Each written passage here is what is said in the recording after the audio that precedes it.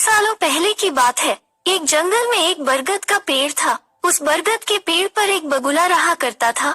उसी पेड़ के नीचे एक बिल में एक सांप भी रहता था। वो सांप बड़ा ही दुष्ट था। बगुले के छोटे छोटे बच्चों को सांप ने बार बार खा जाने की वजह से बगुला बहुत परेशान था। वो दिन रात उसके लिए बेहद चिंता में रहता था। उसने कई उपाय सोचे, लेकिन कोई भी उपाय सामने नहीं आया। इस बात से बेचारा बगुला बहुत परेशान था। एक दिन की बात है, सांप की हरकतों से परेशान होकर बगुला नदी के किनारे जाकर बैठ गया। वो अपने दुख को भुलाने की कोशिश कर रहा था, लेकिन उसकी आंखों में आंसू आ गए। वो अकेलापन महसूस कर रहा था और सांप के हमले से परेशान था। उसे अपने बच्चों की रक्षा कैसे करनी चाहिए। वो उस अवस्था में था जब उसे समझ में नहीं आ रहा था कि उसे क्या करना चाहिए। इस घटना से बगुला बहुत ही दुखी था।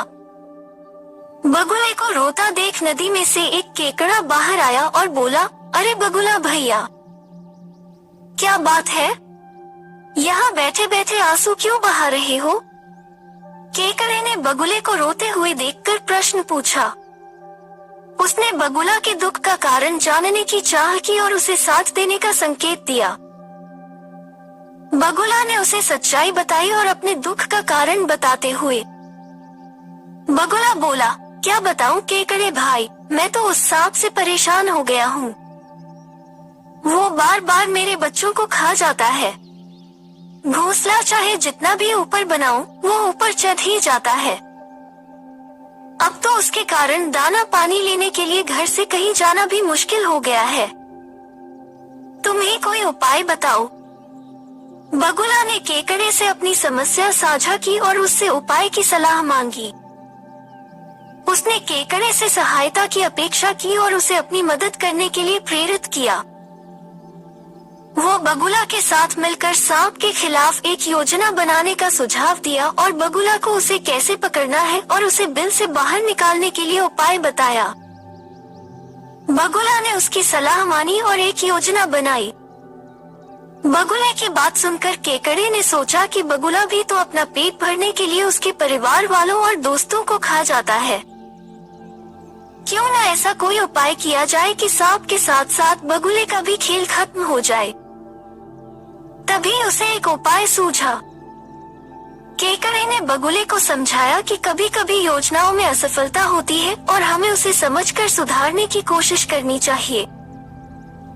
केकड़ा उसे प्रेरित करता रहा कि उसकी सफलता निराश न करे, बल्कि नई योजना बनाए और पुनः प्रयास करे। बगुले ने भी अपने दोषों से सीख ली और केकड़े के साथ सहयोग करने के लिए तैयार हो गए। उसने बगुले से कहा, एक काम करो बगुला भैया, तुम्हारे पेड़ से कुछ ही दूर नेवले का बिल है। तुम सांप के बिल से लेकर नेवले के बिल तक मांस के टुकड़े बिछा दो। नेवला जब मांस खाते हुए सांप के बिल तक आएगा तो वो सांप को भी मार देगा।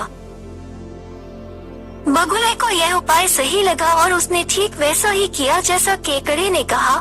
बगुले को केकड़े की सलाह अनुसार नेवले के पास मांस के टुकड़े बिछा दिए गए, लेकिन नेवला जब मांस खाते हुए सांप के बिल के पास पहुंचा तो उसने बगुले को भी अपना शिकार बना लिया। बगुले की योजना का परिणाम यह नहीं था जैसा कि उन्होंने सोचा था और उन्हें भी नेवले का शिकार बनाया गया। कहानी से सीख। दोस्तों, इस कहानी से हमें ये सीख मिलती है कि किसी की भी बात पर आंख बंद करके विश्वास नहीं करना चाहिए। साथ ही उसके परिणाम और दुष्परिणाम के बारे में भी सोच लेना चाहिए। तो ऐसे ही मजेदार कहानी देखने के लिए हमारे चैनल चुलबुली कहानियाँ को सब्सक्राइब करें, लाइक करें और शेयर करें। धन्यवाद।